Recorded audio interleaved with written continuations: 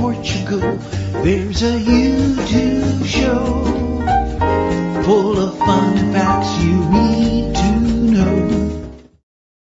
Hola, bom dia, alegria. Munson here with the Good Morning Portugal show, the live stream, the podcast, and the Portugal Club, where my aide-memoire is telling me that they're at it again.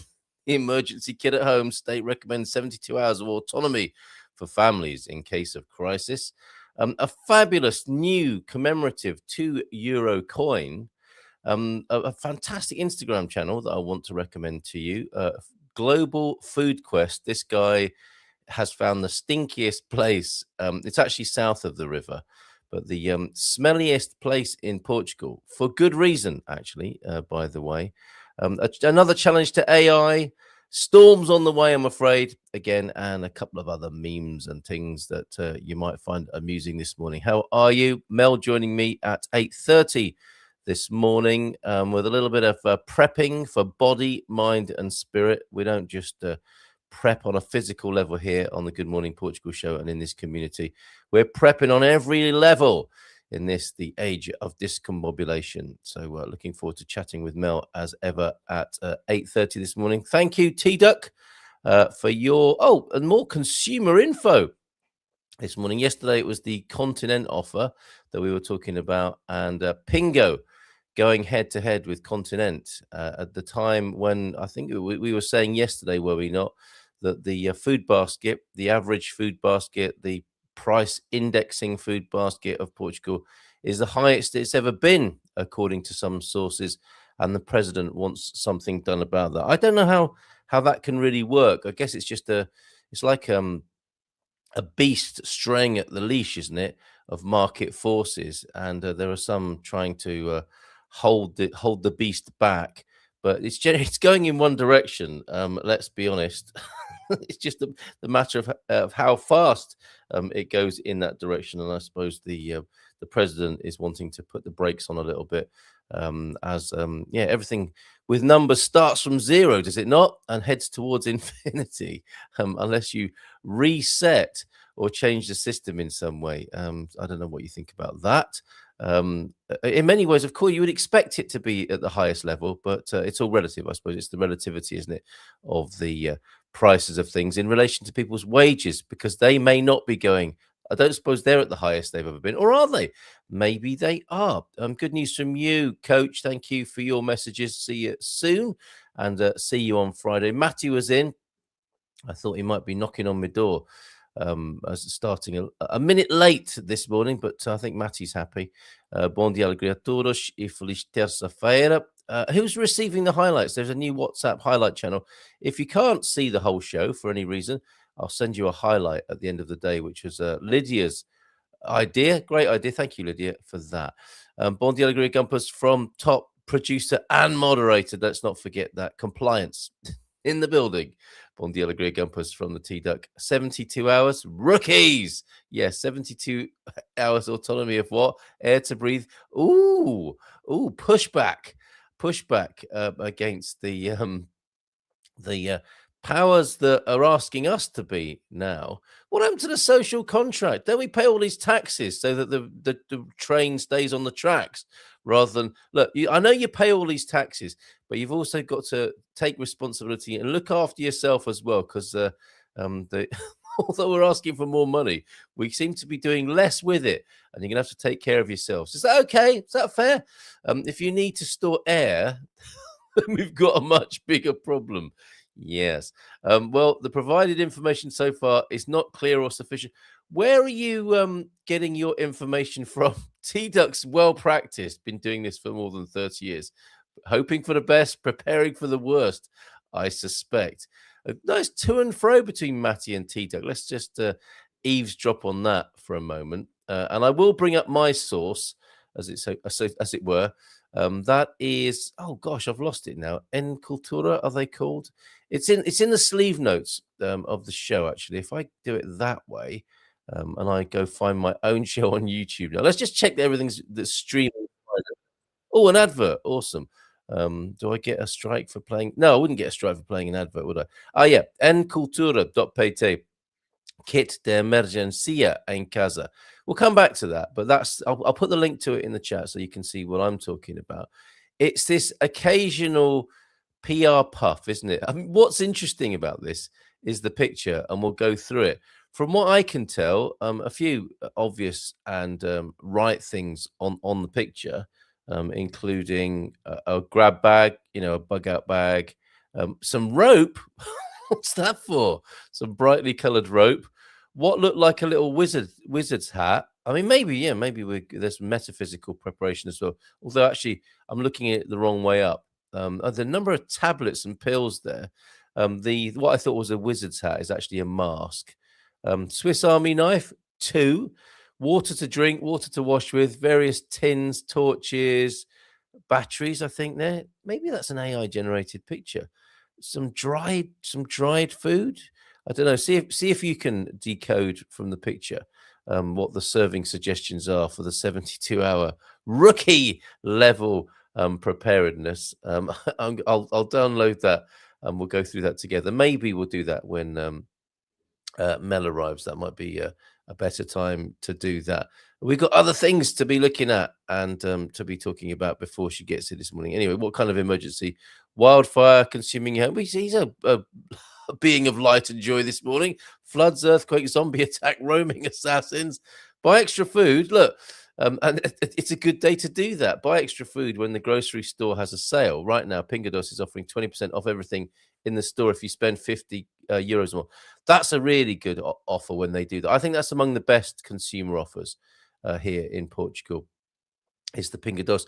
And occasionally, when you buy 50 euros worth, they give you a bag of stuff as well, don't they? That they're trying to get rid of, I suspect. Not all terrible stuff, but quite nice. It's nice to get a freebie, isn't it? Get that sense that you're getting something for nothing, which of course you're not. But it would appear that you are. And I think they give it to you in one of their thermal bags as well, which can be quite useful for a picnic day. Anyway, let's just see what you're saying this morning on this. It's quite the to and fro between T-Duck and Matty this morning. Whatever types of emergencies could possibly affect you in your living situation. That's quite a good way of looking at it. No, I'm good. Famous last words there, Matty. Got electricity and water covered. And with fruit-bearing trees, I can survive more than 72 hours. 73 or 4 even. Sounds like you're all set. You get the check from T-Duck there. The preparedness check. Check. Good morning to you, Gemini, and the coach. Born Dear Gumpers. How are you doing, Gemini? And coach, how are you all today? Booked a quick trip to SMDP next month. Can't wait. Exciting day today, actually, as well, here in San Martino de Porto. If you're here on Tuesday, come along to the quiz. That should start in earnest this evening. We were, of course, delayed last Tuesday because there was no water supplied to the restaurant. Sadly, it came on an hour after we were due to start. But good call, I think, by Anna and Ricardo. No running water. Therefore, not hygienic conditions, really. So we went to a different restaurant. They're not so bothered about things. And we survived. We did survive. And it was very good as well, I have to say. Shame not seeing you again this week, Colin and team, but others have stepped up. And I think we've got a full house tonight for the quiz. I'm off to Qigong with Jeremy after the show as well. Looking forward to that. So a nice day. And the spring sunshine looks to be pouring through the attic window as well this morning. If I have to, I can go out hunting with my composite bow and carbon arrows. Wow, talk about zombie apocalypse. These offers from Continent and Pingo include wine and other alcohol, also part of the preparedness, you might say. Bon dia to you, Helen. So, Matty, question I always ask a vegan is Matty vegan? He's not, is he? You know when our mouth waters when we smell a nice steak, do they get the same when you mow the grass? It's a lovely smell. Did that over the weekend. It's a lovely smell, isn't it? I think it stimulates a different part of the brain. But it does. It's a lovely, reassuring a fragrance, isn't it? Aroma. How would I know? I'm not vegan. Only lactose intolerant. Lol. It's not just lactose you're intolerant to. Yeah, it's true. Matty seems to be quite intolerant to one or two things in this wonderful life of ours. I would never store any food that I don't usually eat. Yeah, what's the point? You could throw it at people, I suppose, or use it as insulation. Ever taste an MRE? I see that one of the big research projects for bug food has gone bankrupt. I mean, it was probably destined to do so, wasn't it? It's just a way of getting people paid for a little while and laundering a bit of cash, maybe. Was that ever going to catch on? Large scale mock food made from insects? I don't think so, right? They've got to hide it in things like Coca-Cola. True, not only lactose. I fear with age comes a diminishing tolerance. Oh, look at this. Matty, how old are you? Only about 30, aren't you? True, not only lactose intolerant, people intolerant as well, by the look of it. Human intolerance, Homo sapiens intolerant. I fear with age comes a diminishing tolerance towards stupid and respectless and asocial people. That does sound like quite a respectless and asocial comment, funnily enough, Matty. It's funny, isn't it? How these things can work. Mel getting ready behind the scenes now. Oh, indoors as well. Well, your home looks fantastic, Mel. What a difference a bit of sunshine makes. However, it is my and I'm not doing this because you've just arrived on screen, Mel. It is my unfortunate duty to share with you that there is a storm on its way. I had a little bit of domestic storm yesterday. We've got the you may have heard there's a mouse situation here. And I decided to pull out the washing machines. Latest theory about mice and rodents here, well, probably everywhere around the world. But certainly it seems that mice like the domestic appliances because they get warm, don't they? And there's little crevices inside the dishwasher or the washing machine. We're a two washing. We don't have a dishwasher anymore, but we do have two washing machines. We're like the Grandmaster Flash of wash day with not instead of two turntables, two washing machines. And yesterday in the search for the mouse, now I've got a hilarious picture to share with you. You know the humane mouse trap I bought? I wonder if I can bring this onto the screen fairly easily. And you might need a magnifying glass for this. But the humane, I can report to you that the humane trap didn't work. And to add insult to injury, the little critter, whatever it is, I don't know if it's a little rat or a mouse, but the little creature, not only didn't use the humane trap that I went to some lengths to travel to buy and install with a bit of cheese in the house, but this little character not only didn't use the mousetrap, it left one of its droppings on top of the mousetrap. I can show you the picture now. There it is. There's my humane mousetrap. And if you look very closely, there is a little mouse dropping on top of it. Now, I don't know if that was intentional. I'm taking it personally, I have to say. Here's what I think of your humane mousetrap. You think you can catch me that easily? No. It looks like the three cats, two dogs, none of them. This is quite the intelligent creature we're dealing with here. But I went in behind the washing machines to really have a look at what was going on yesterday. And sadly, I disturbed the pipes, the water pipes. I've got a slightly dodgy connection. Water was peeing out. I had to improvise a quick fix and then go and buy some new hoses because with them going back on and off and being over tightened, they've failed. So it's all good again. But that was a pretty stressful morning yesterday. Not dishwasher, washing machine hoses. I find them really unreliable and just like winging a prayer sort of plumbing stuff. The fear of over tightening. How can it possibly? How at mains pressure can that sort of flimsy thing cope? Anyway, it seems to be so far, and no signs of rodent rebellion. And none of this sort of thing overnight, thankfully. So all nice, ship-shape and Bristol fashion around the washing machines and under the sink. Hopefully, I've made it a lovely, clean, but hostile environment towards the rodents. What else have we got over here then, over at the School Portugal Club platform? Every day I put the notes from previous shows, should you want to see what we've been talking about there. And of course, the image of the preparedness picture as shared by the authorities, as it were, in inverted commas, and I use the term loosely. Also, this fantastic commemorative €2 coin with a petrol pump on. Thank you, Deagle, so much for this. That's hilarious, isn't it? Not a real thing, but it could be. It certainly could be, could it not? Here and all over the place at the moment. This fella loved this video. Global Food Quest over on Instagram in Portugal at the moment, and a really fascinating little video about popping over from what he called Timeout Key, which is Caixa de Sodra, isn't it? Where the timeout market is in Lisbon. Get the ferry. This is one of my favorite journeys in Portugal, actually, certainly in Lisbon. Get the ferry out of Lisbon over to the other side of the water to Cacilhas. And he's got some fantastic pronunciation of all these places, as I'm sure I do too, and as I may have sounded when I first arrived in Portugal. So it improved a little bit, I have to say. And some of my critics might give me that as well. But there he is over there in Cacilhas.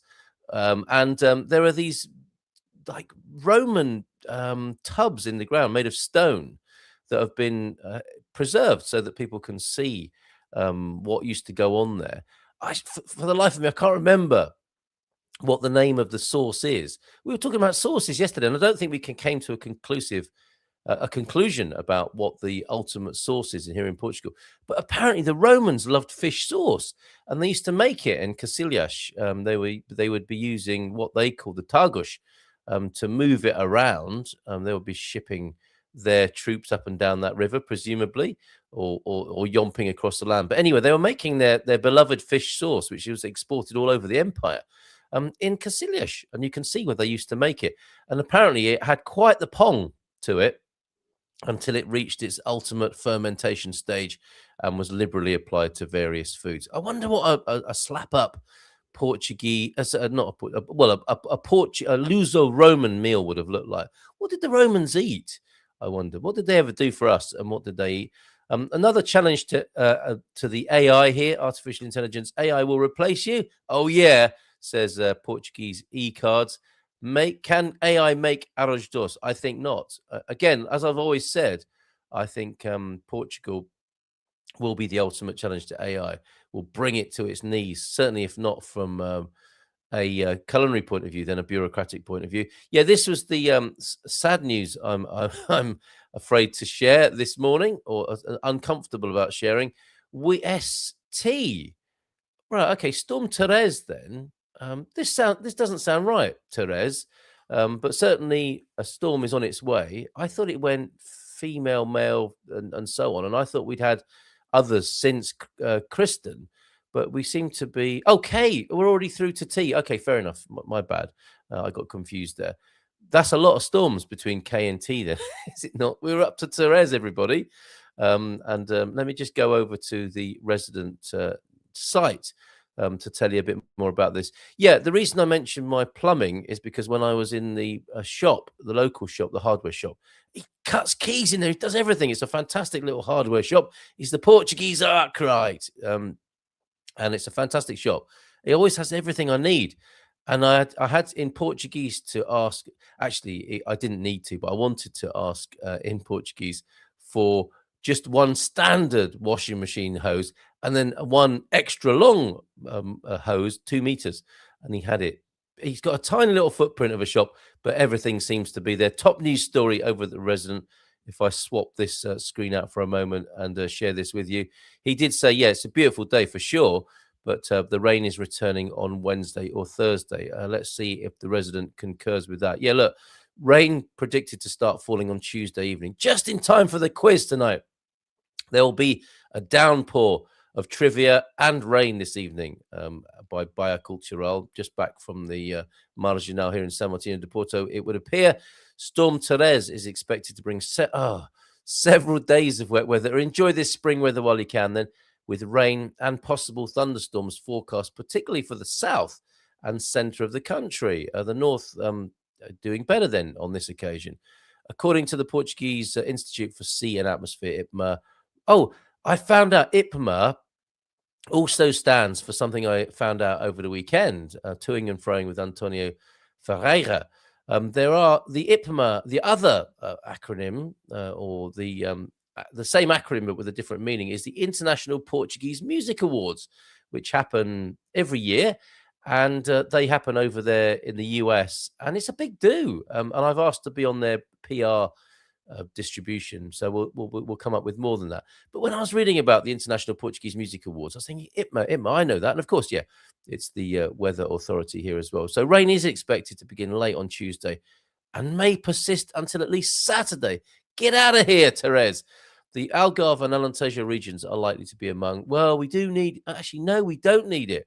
The Algarve and Alentejo regions are likely to be among the most affected areas, although showers are expected across much of mainland Portugal.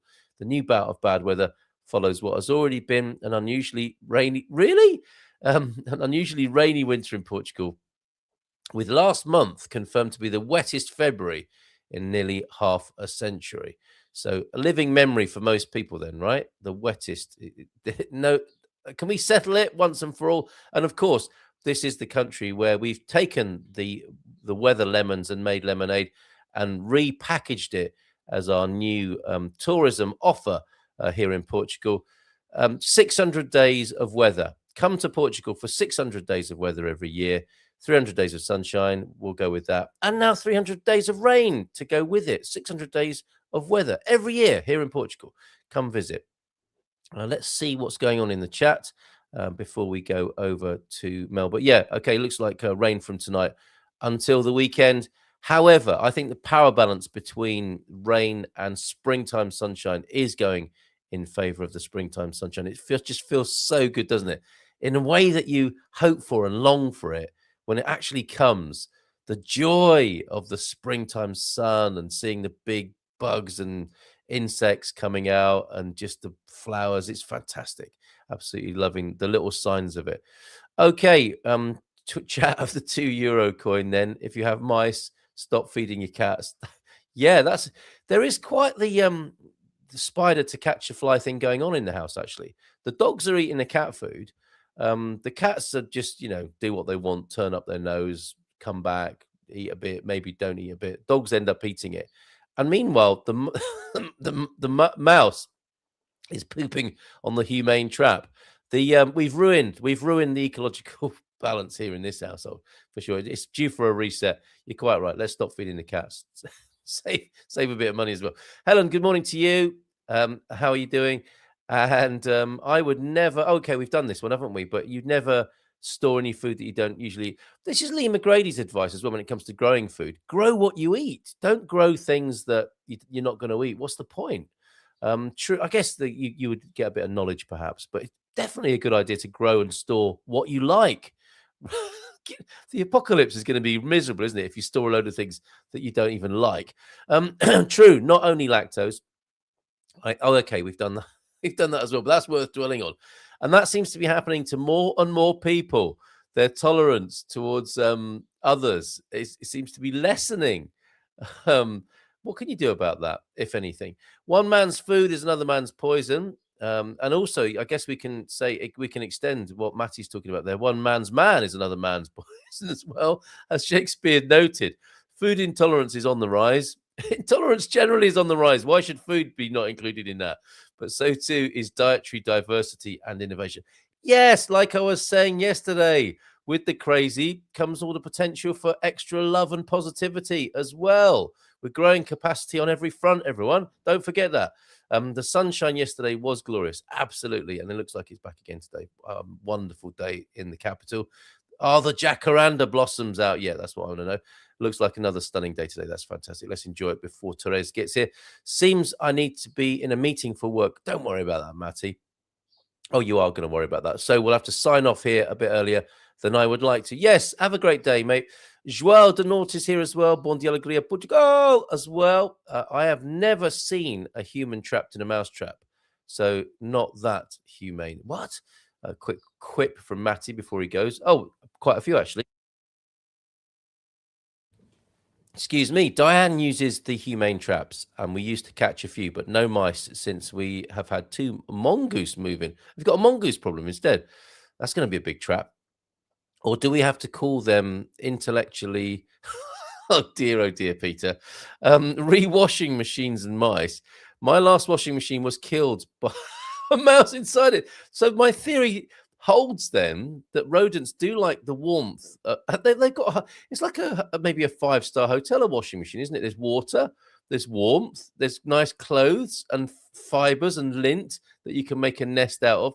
Yeah, all sorts of things to nibble at. Plastic, metal, everything, rubber. So I taped the holes for the transportation protection over. prevent. They're not going to be stopped by tape, Matty. What are you thinking? Sounds like you need a seasoned mouser, Carl. Yes, have you got one? I remember when I stewarded the things Adrian has done are incredible. He was a steward at the Oval Cricket Ground. It is the name as well as the shape of it, I'm guessing. The Oval had a mouser who watched the cricket and worked between overs. A cat like that, perhaps? Yeah, a cat that likes cricket and mice. The trap looks large enough for a pack rat or a wood rat. Yes. Lol, that €2 will get you a similar size drop of petrol soon. Yes, that €2 coin is for 200 milliliters of fuel. If not, just wait a month. Waldorf and Statler, plenty of value from Peter Matty from the gallery this morning. The trap looked like a good place to store canned food. I'll repurpose it. Bon dia Gumpers from Pinoso, Spain. Have we lost her to Spain? I think we might have. Morning, Jackie. Bon dia to you as well, Mike. The name of the Roman fish sauce is garum. There you go. Sounds very Asian, doesn't it? Garum. You have to leave the fish to rot for around 6 months. Smells like Joseph Mars's Choulet, as it smells of Choulet, as Vitor was telling us about yesterday. Are they the legendary whiff of Fundal then? Joseph's wellies. 6 months. Who discovered that? And how many people died in the process in the Roman civilization? I mean, can you call it a civilization if it allows fish to rot for 6 months and then eats it?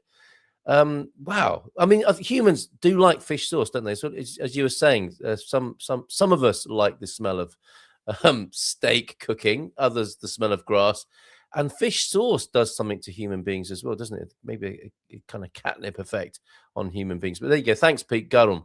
I hope you're enjoying the stunning morning here. It's always better here on this side of the Iberian Peninsula, Jackie. But there you go. Oh, Bristol Airport.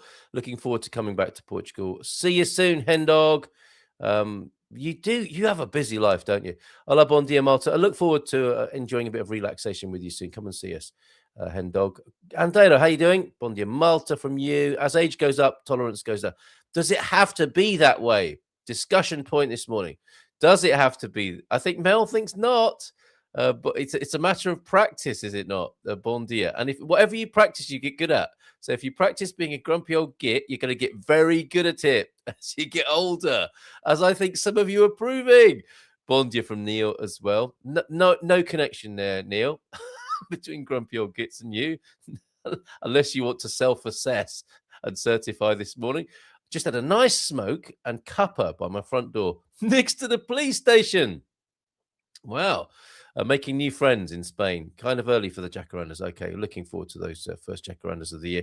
T-Duck, morning, buddy. I think that's morning, Buddy, rather than Butty. How you doing? Are you awake? For me, it's almost lunchtime, I'll have you know, madam. I'm viewing a cave house today. I've told you, Portuguese concrete is just as good. You can buy a suburban house with that cave feeling here in Portugal. Have a great day, Jackie. Check to see where the most recent flooding was. What a good idea. Matty just can't leave us. Rotten fish, try surströmming. That sounds so inviting. Like rotten fish? Well, why not try surströmming, which sounds like a piece of furniture from IKEA as well, to be fair. If I remember correctly, the Romans made fish sauce in Comporta as well, shipped it out along with the salt from Alcacer. Can you imagine the Portuguese of the time? What is that unholy stink? Oh, it's the Romans again, taking their fish, making and taking their fish sauce across the civilization. As we get older, we run out of time to deal with time wasters. Well, I feel honored that you're still here some 30 minutes later from the beginning of the show then, T-Duck. You have a big responsibility here, of course, to oversee any foul play and put it on the naughty step if necessary. I remember nipping out of my hotel in Bangkok. An anecdote from Pete, so we didn't feel too disrespectful, but that was right in front of the city's whole police HQ. I think when they're talking about smoking here, they're not talking about Marlboro Lights. I get the distinct impression. Totally different view from my window today. Yesterday, I was looking out over the ocean in Sagres, eating breakfast. Today, I'm in the Sagres, eating the ocean. No, today I'm sat at my desk in central London, sipping on your tailor-made barista concocted cappuccino, no doubt, looking out of a sea of concrete. Well, welcome back to Blighty. How you doing there, Chris? Let's give her a nice round of applause and bring her onto the screen to talk about a number of things this morning. I like to encapsulate it as prepping for body, mind, and spirit. It's Mel, everyone. Hola, bon dia. How you doing, Mel? Oh, can you see me and hear me okay? See you and hear you okay for sure. In your home, it would appear. In my home, yes, in my home, my How- slightly damaged home. Have you got a roof? A broken one, and I'm still missing the kitchen ceiling, a fair portion of it. So Seriously, well, this is persisting and continuing for people, isn't it, around the country? Even though the the springtime sun is getting warmer and more pleasant, we should bear in mind that a few people are still recovering yes, from I have Christmas. a sunroof. Sorry, go ahead. At least I have a sunroof. That's a great way of looking at it. What a brilliant reframe. And that is exactly the sort of attitude we're looking for, isn't it, when it comes to prepping for body, mind, and spirit. The first thing, perhaps, here, Mel, when the theory was put forward that as you get older, you get grumpier. I've got that down as a choice. I do understand how that happens. More exposure to human beings and life. There is the danger of responding somewhat negatively to that, but it doesn't needn't be that way, right? Yeah, I'm really glad to talk about this topic. Actually, it's something that's been playing on my mind for a long time, but especially most recently. And honestly, I couldn't have asked for a better introduction than that chat. That's hilarious. One of the theories that I am really trying to work with myself, because I can be highly reactive and strongly opinioned on many topics. And so what I've decided to try and do that I wanted to talk to you about, and we can tie all this in and come back to prepping later as well, and the chat, is using the word and, because in reality what we're seeing, I think, is a whole heap of things that can be true, seemingly opposing opinions that can both be true at the same time. Yes. And I think in having the discussions and talking about people and things, we need to get better at saying and instead of but or no, or just Yes. wiping something out or doing eye rolls and mocking and nastiness, this aggressiveness. I also see that we get less tolerance, and I don't think that's a bad thing. But it's the way we express that lacking of intolerance. I mean, we don't have to just go, oh, you're an idiot, and walk away. We can just say, okay, this is a person that I don't resonate with. This is a conversation I don't resonate with. Yeah. And on this occasion, it might be worth me listening to because I need to learn something or make sure I'm not being too close-minded. Or, Yes. and, oh, it's been lovely chatting. I'm really busy. Move away. and just not Yes. engage in the crazy. Now, I'm not suggesting that I'm perfectly good at this. I have a lot to learn in this regard. I'm just saying that's my mission at this point in time, is to try and move more into and, because I do see, and you'll see me talk in circles all of the time, because I do see things from multiple perspectives a lot of the time. And I think we need to get better at that. I think we need to get better at saying, I may not agree with you, but I can see aspects of truth in what you're saying, even though the totality of what you're saying I may not agree with. Yeah. And I've got some examples of that, and I'd love to run through some of them and bring back into prepping. And if you want to workshop some with me that you have trouble with, Carl, well, let's do that. But things like, and some of these are really topical issues, and I'm not talking about my opinion on these issues or anything. I'm just talking about the difference in wording and the seeming opposition in it. And so here's some topics that come up around my world a lot. So I'm incredibly grateful for advances. So I can say I'm incredibly grateful for the advances in medical science. And I can also be skeptical of the motivation and safety of much of the science that's done. Both can be true. I don't have to be pro-science or anti-science or whatever. I can love natural therapies, traditional Chinese medicine, homeopathy, and these things have healed people for a millennia, and know that they're charlatans, snake oil salesmen, all of that in that industry as well, and Yes. wives' tales and crazy and all of that sort of stuff. Mm-hmm. Yeah. And that not everything can be healed in those things. If I'm in a car crash, I'm not turning up to an acupuncturist in the first instance. I might go to them for later to help those bones heal, but I'm turning up to a traditional allopathic medical place to say, can you splint my leg so that I can try and heal myself, please? Yes. So both can be true. And I've seen a lot of discussions, not only in this group, but around the world, where it's like, oh, you disrespect medical science, well, don't turn up to a hospital then, well, that's ridiculous. Yes. We can take the best out of both. We can do both. We can see the values in both things. We can see the downsides of both things, and we need to, in my opinion, at the moment, the world's so divided, and that includes on the prepping issue, that we need to get better at that. And I include myself in that because I can, and I just had it this weekend. So there's another issue. I was at lunch with someone and two women, and one of them said to me, oh man, this rain, did you see all the trails in the sky? And the other woman just went, oh, I don't know how you even believe all this stupid stuff. I used to work for the FAA. And we both looked at her and went, yeah, but did you see the stuff in the sky? And I just got immediately triggered and frustrated that someone was so dismissive of that.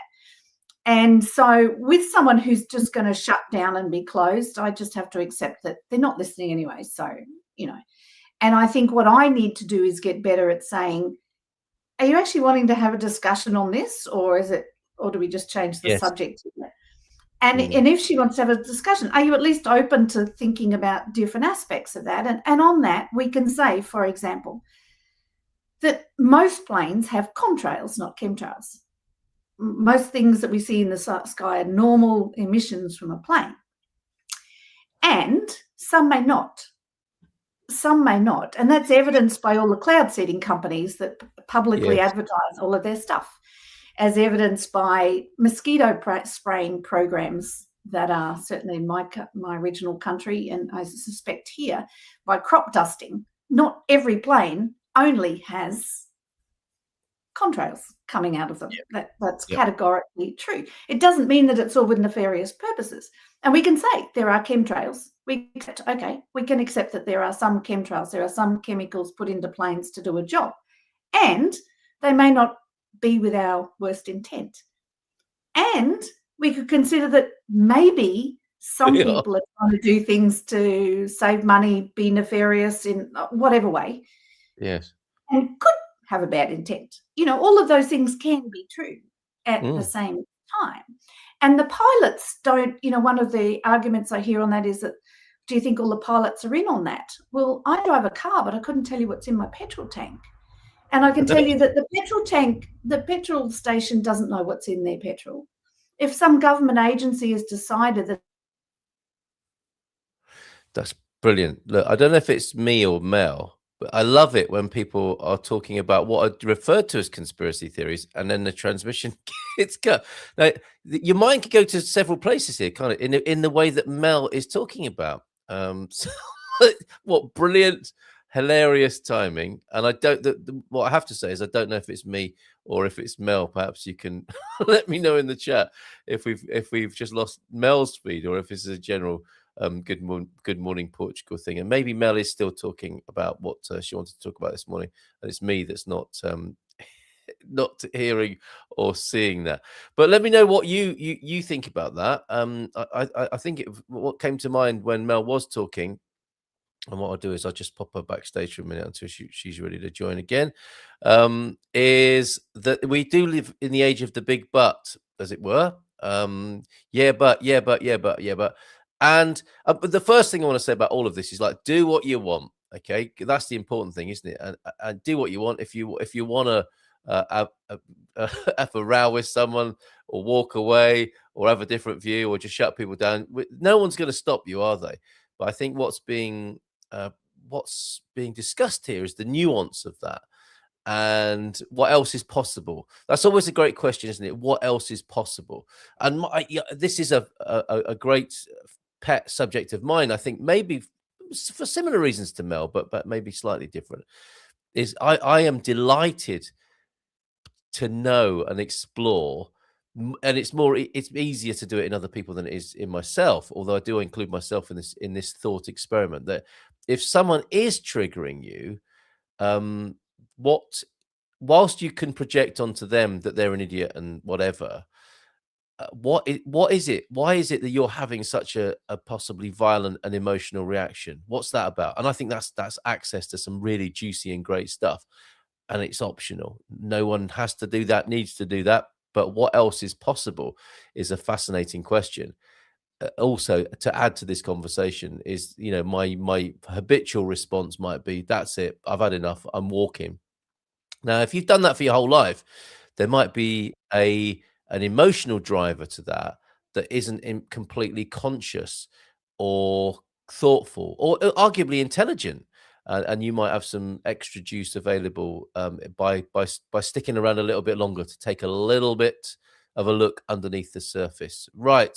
Mel, I was saying, it's hilarious when people start to talk about what are called conspiracy theories, and then they get cut off as though there were some grand conspiracy. And I don't know what the stats are. I don't know how often people get cut off when they do start talking about chem or contrails. But anyway, you're back now. I'm not sure. Do we have a prosaic and technical reason why you got cut off? I have no idea. Suddenly my internet on my computer dropped out. I have no idea why. Never done it before. I've just jumped onto my phone. So different networks. So, two things could be true. It could be technical. It could be nefarious. Who would know? Yes. And it wasn't me, Pete. Mel froze there. Carl has finally joined the 21st century. No, I'm not admitting to that. Twice now, a post I made was ghosted. That's interesting. Now, that is interesting, is it not? When posts are made and they're not allowed, there is something going on. That is a conspiracy, isn't it? When certain types of content are deemed as inappropriate or not allowed on social media platforms. That is a textbook conspiracy, is it not? Or a certain kind of intent for sure. But where were we? Where did you get to, Mel? I was talking about the age of the big but, and now we're moving to the age of the big and instead of the big but. I think we need the big and just on that topic of conspiracies, are you a conspiracy theorist?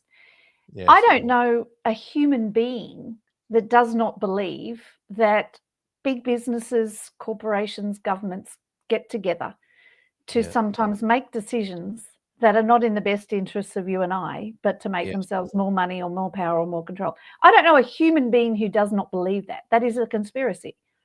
Yes. So to say that there are none is ridiculous. Yes. And I think that everybody knows that. It's just there's this blanket term that when you break it down, and that's why I think we need to get better at saying so you don't believe in Davos. You don't think that Davos exists. Do you think this? And you actually find that most people actually do agree on many of those things. And we need to get better at finding agreement. And I also think that it's critically important in terms of prepping, which I'll get back to in just one second.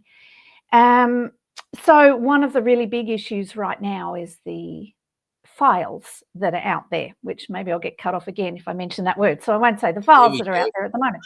So what's therefore happened, and this is a topic that I think I've mentioned to online before, is that, SA has been, and I'm using my terms lightly because it does get us black banned. It's something I've been around for 40, 50 years now. So, and actively talk to people, thousands and thousands and thousands of people. So this is a topic that I was very well aware of and very actively involved in for a long time, for decades. Yeah. So what we now know with absolute proof, because it's out there in a very small proportion of the files, is that there is a pile of rich and powerful people who get together to do the most horrific things, beyond even which most people kind of go, there just might be a little bit of SA against slightly youngish girls, but now they're realizing there's babies, toddlers, really horrific stuff, cannibalism, all sorts of really, really bad stuff. But what then is happening is then people are looking up and going, those people over there are doing these horrific things, which is true and now shown to be true. And we also need to go, now let's look at what's happening in my neighborhood, because it all escalates from there and comes down into there, but in both directions. And I think it's really important that we stop and have a look at this. If you have a look at the Giselle Pellicott case and look at the 50-odd men that were jailed for that, these were her baker, the mechanic down the road, the labourer, the tradesperson, it's whatever. Unbelievable, wasn't it? It was truly unbelievable. And approximately 20 men were found to have sufficient to press charges, but they said because they were influential people in the town, they couldn't take that many influential people out of the town and put them in jail. That was also said about the Epstein files, wasn't it? I think that was a I don't know if it was a White House spokesperson, but it was like we can't prosecute this to its limit because everyone would be in jail. So we need to do that. So those two things can be true. And while we're constantly only considering one or the other, we're not dealing with the issue at all. We're just pushing away into something that's further away from us, and so on. And in that topic, and then I'll get off that topic, there is the thing of not all men. It's not all men. Not all men are like that, and it's almost always a man. And we have this discussion of we need men to be our protectors. We need to be easier on men. That's what their role is, to be our protectors. And who are they protecting us from? So both things can be true. Absolutely, both things can be true. And we need to accept that and go, okay, so there is a small portion of men that we need to be, and women are perpetrators as well. Women are enablers. Women have a whole host of other issues as well. That they're not mutually exclusive, and to address any of those one thing doesn't mean that we disregard the other. In terms of prepping, getting back to prepping. Before we do, Mel, can I just check something with you? That your intention to broaden the conversation is to bring about a greater awareness that would undermine what's going on, essentially.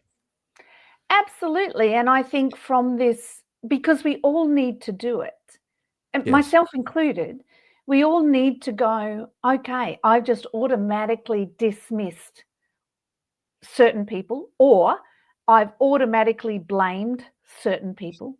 I've automatically looked up and seen, these elite rings of powerful people doing X, Y, Z.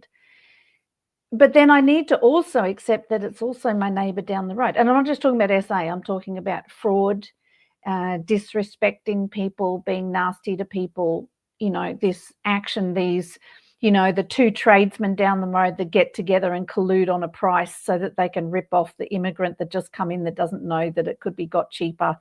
That is a conspiracy as well. We have to look at and be aware and open our mind to looking at these things. And we can't just say, in my opinion, I'm not someone who thinks that we should just disregard all allopathic medicine, because I have a personal belief, which I do, that we have to take responsibility for our own health. We need to do everything that we possibly can to keep ourselves healthy. And if we need help with natural health practitioners in doing that, that's a great thing, and heal us when we can. And we need to look at allopathic medicine when that has failed.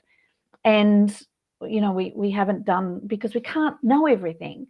And I think the arrogance of assuming, I've looked at some things, as I said, I've looked at SA issues and problems around domestic violence and been around it my whole life, my absolute whole life. Do I think I know everything on the topic? No. And to make an assumption that on any topic we know all because we never see it from another perspective. And we never see, and in terms of that, and I don't want to spend too much time in it, but in terms of SA, I had a father who was abusive, and I was a victim along with my sisters.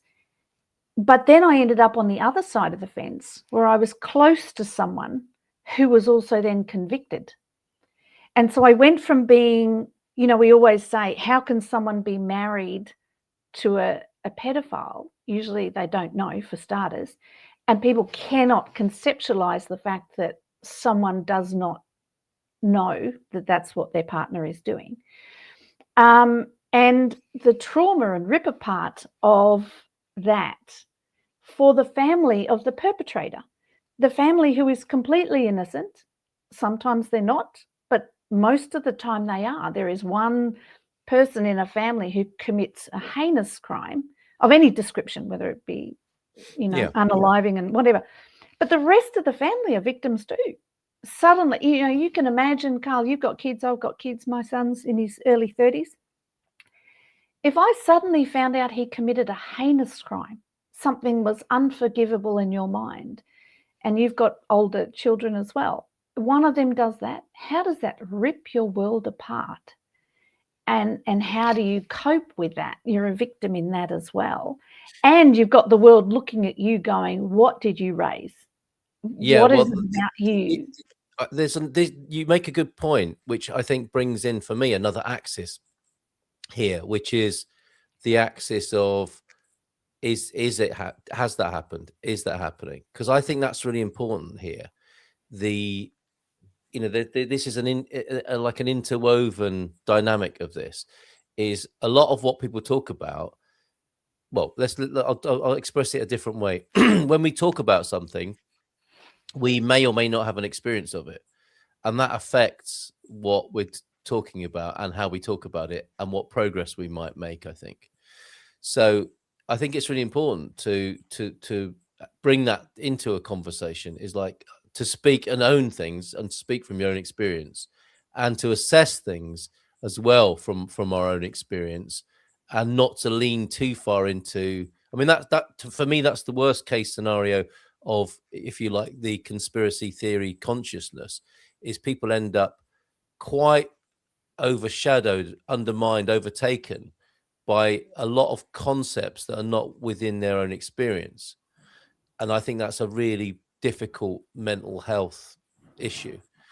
However, when you're dealing with something that is your experience, your lived experience, you have an entirely different access on that. And thankfully, I'm not in the situation you describe. I hope never to be.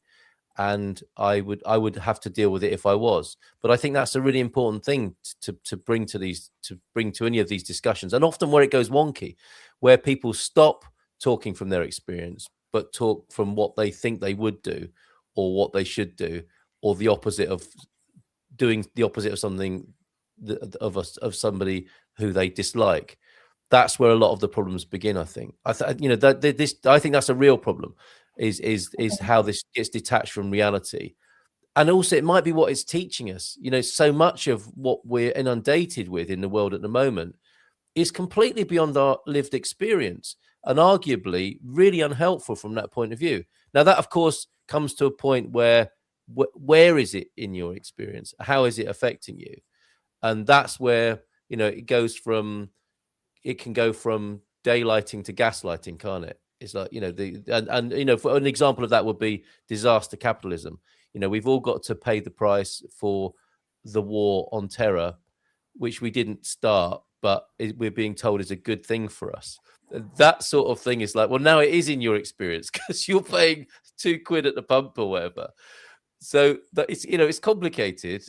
But that, and you know, I'm not, and of course, it lends weight to your proposal that we should talk about these things, which I think we should. But I think is a really important sort of axis or influence on these conversations now, that it's good to stay close to home, and by that I mean speak from our experience and deal with what is real for us, truly. And yeah. And to accept that most things do come into our real experience. I mean, the example that I just gave you, God forbid doesn't affect either of us in terms of our own children. Yeah, right. However, yes. I was speaking to a good friend of mine one day for many hours about SA and things like in Portugal, the amount of creepy men creeping around in the sand dunes, preying on women on the beach, which happens at every beach I've ever been onto in Portugal. And he said, I've never seen such a thing. I said, because you're a man, you're not looking. And potentially if you're there with kids, you're staying very close. He said, it's not happening. Anyway, I was chatting to him one day with his mother, who's in her 80s, over coffee. And I was saying, I just had this experience, da-da-da-da-da. And he said, I just don't know that this even exists. And his mother turned to him and said, well, yeah, our beach, they have them all the time. And he went, what? He said, yeah, when I walk through there's men in those sand dunes all the time. He said, they've been there since I was a kid. And he just looked at her and said, what? I didn't know this. He said, yeah, we all know. He said, why didn't I know? She said, you never asked. It's just part of what it is, And so, and he was just stunned that he wasn't able to protect his family, whatever. So my point being that if we start to have these discussions, the files, in my opinion, are a good opportunity, not to get bogged down into trauma and nastiness. It's not that, but it's to gather more empathy for the people. When you're talking about 1 in 4 women are SA'd before they're 18 years old and 1 in 6 men, people. It is in your experience that the people around you have had these experiences. They may or may not want to talk about it. But all it takes is for a discussion on the Epstein file saying, I'm simply, and not in a way that these people do this over here. It's like, I've never thought about the amount of people who are traumatized by this, and it's a horrific thing. And I wonder how I can better support people. And then you may find at a table someone pops up and goes, yeah, actually, it would be better if people understood more. It would be better if people said this more. It would be better. And then we learn. Then we learn how we can support our own community, how our women can help support victims, and how men can help support victims, and how men can call out the men. And I think this is critically important. And I think that's, this is a whole topic for another time. But, I think that's critically important, where the men pull up and, if someone says something lewd and stupid and sexist and misogynistic that makes a woman uncomfortable, women tend to go, ha, ha, ha. And what I had was a good friend who used to go, oh, wait, well, sorry, what's the joke in that? What? I just simply don't understand what's funny. Not making a big deal of it, just like, what? Oh, is that what you mean? Do you find that funny? Oh, okay. And it just calls out this behavior that makes people uncomfortable. We don't have to get too picky over the whole thing, but it just I think having gone that far, you might, though, because that's an area now. I mean, it's funny. We've only got like 1 minute to go, and this is a big chunky discussion. No, we will obviously return to that. Well, the government have got that covered. They've just told everybody to be prepared for 72 hours again. We know what happens when the government warns everybody to be prepared for 72 hours. Something tends to happen a little while after. Morning, Patty, by the way. No, what I'd love to pick up on what you were saying there. I've been in that situation. An ex-partner of mine, I remember her challenging a mechanic for having a nude poster in his workshop. And that would be described as a kind of woke intervention. And this was like 40 years ago, nearly. Now, what's happened recently, I think, is that kind of policing of other people's behavior is a phenomenon in our society, and in a way it's really uncomfortable and difficult, but it also doesn't go far enough, because if all you do is outlaw and shame and put people down without giving them a chance to talk about it, to really understand what's going on, I'm not sure that's a win ultimately. But that's what you're talking about, isn't it? I'm talking about not outlawing. Because that's how our society works. Our society doesn't work by what law it is. Portugal's a great example of that. Going to town and find out what we're doing has nothing to do with the law. It's because this is what's socially acceptable. You don't walk into the cafe here if you want to be integrated and just start ordering stuff. You walk in and say, "Bom dia, como está?" Kiss 10 people in the cafe, walk around, because that's what's the norm in this town. And this is what you need to do if you want to be an accepted, integrated person in our town. It's not a law. It's just the way culturally we accept. So are we going to culturally accept someone walking in, giving that hug, and then giving some woman a squeeze on the butt? Well, some societies and have accepted that, especially in business communities. And it's taken, and it shouldn't, in my opinion, it shouldn't take women to say, it makes me uncomfortable. It should take a man to say, hey, why are you doing that? That's not nice. Like, what? You better not do that to my wife, you know. And so we don't have to get all petty about it. We don't have to have brawls. We don't have to have big drama arguments. It's like just a simple, what are you doing? Like, why would you speak to someone like that? Like, what I'm saying, Mel, is that sometimes the conversation does have to happen, doesn't it? You can't. That's what that's where we're at in a way, sort of culture. Not a law, a discussion. No, yeah, for sure. But that's where we're at, possibly collectively, culturally, is that we've emboldened censorship. Because it's easier than talking about things. That's what I think's gone on. That's why I think it pushes everything underground. It just pushes everything into anger and underground. Yeah, it's counterproductive in the end, isn't it? It's when a group of people consider themselves to be morally superior to others, and you could argue that they might be on some issues and not on others. To have them just have their way and to control the behavior of others is not the ultimate win to me. You know, if it stops somebody getting hurt, that's a win. But if it doesn't educate or evolve the situation, then it's not the ultimate win to me. Because that person will go on to hurt someone else, not even recognize. They'll do it somewhere else, won't they? Yeah, they won't understand what it is that they've done. That's not. And that's, again, that's where we are in a way, isn't it? It would appear in I was talking to my mother about this, about the men of my father's generation and how they were, and she said something like that. It's like, well, that's just how men were in that time, which is encouraging in a way, because it's like, well, maybe they're not so much anymore. But it's such a sad thing as well to hear, isn't it? It's like, well, yeah, they used to get away with these terrible things because that's what you did in those times. And I guess in the great sort of unrolling of human history, there is an aspect of that. And I applaud your bringing that idea to us this morning of talking about things, And I can add, if I may add 30 seconds to your time. Go ahead. I've got to go to Qigong soon. We're bringing it back to prepping. Yes. It's important that we're prepped for 72 hours. It would be great if we learned how to live more off-grid and to prep for a longer period of time and for potentially, the apocalypse or World War III or whatever. But you say these things so glibly now. But I know, sorry, I'm dropped my phone. And let's start with 3 days. Let's start with 1 day.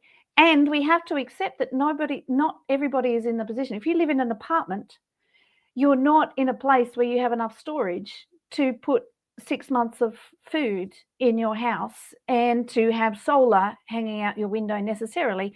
But there are things that you can do, like growing microgreens, and you can do things. And so it depends on your purpose for the prepping. Prepping, the word, again, we come back to the connotations of the word as opposed to the reality of what's someone's purpose.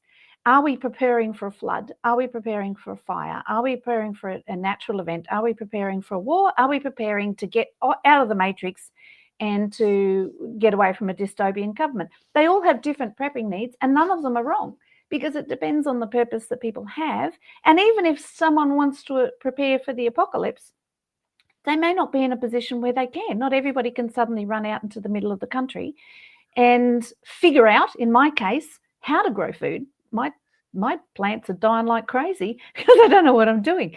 So there's a learning process that, in the meantime, I need to have something in the cupboard.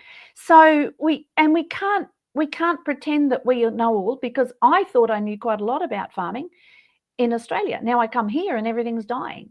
So push my ego in check and say, I know nothing.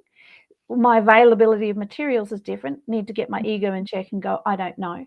I don't care if you've been prepping for 10 years, 20 years, 30 years, because the conditions today are nothing like they were 30 years ago. So that's changed. If you haven't kept up to speed with what's available, if you don't know about the mesh communication systems, you don't know everything that's available. And even if you think that you do, you don't. The things change so fast. We can't know everything. We might be getting the mesh guy on the show at some point. There is a mesh expert in Obidos, isn't there, who's creating an alternative. He's in Lisboa, Tomar, yes. Is he? Right. We do have to conclude. There's a couple of great comments here. I don't prep. It's a bit like growing what you want to eat and not storing things you don't like to eat. I think this is a great thought, T-Duck. I don't prep for an apocalypse. That's not a world I want to live in. It's like what you think about, you bring about as well. I think that's an important conversation as well.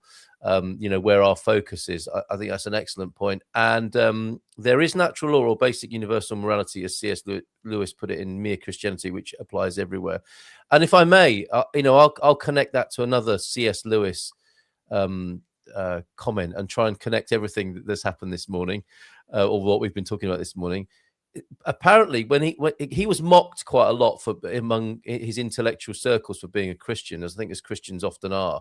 You can imagine in a university or the world of rationality and logic, supposedly, being a superstitious Christian, it has its challenges and it would attract a certain sort of attention.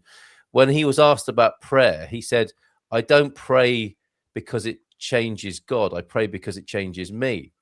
And I think that's what we're talking about this morning. We're talking about, when you pray for something or when you think about something, you in the act of the conversation, especially when you pray or discuss and converse with others, what you're unconsciously working on becomes conscious. And I think that's a great thing. And that's why I like the fact that we have these sorts of conversations that could be quite difficult, that might get us banned. and I don't mind. I think it's more important. I think it's more important to try to have the conversation about difficult things and fail than never to have the conversation at all. And I think over the sort of arc of time, we have kind of tolerated and encouraged each other in the community here to think about things we might not have otherwise talked about, to accept that we don't see things the same way and still be in the same virtual room together, which I'm very proud of. So thank you for being a part of that, Mel. Be mindful, the bigger the backup power station, the heavier and less portable they are. Little practical tip there. Good morning to you, Squire. This conversation will continue, Mel. Interesting, thoughtful conversation today. Cheers, T-Duck. And thank you for having that happen, Mel, with your thoughtfulness. You're welcome. Thank you for having me. We'll see you again next month. And we'll see you another time. Yeah, it's not a but, it's an and. See how you can put that into practice today. Ciao, ciao. Bye for now. See you tomorrow. In Portugal, there's a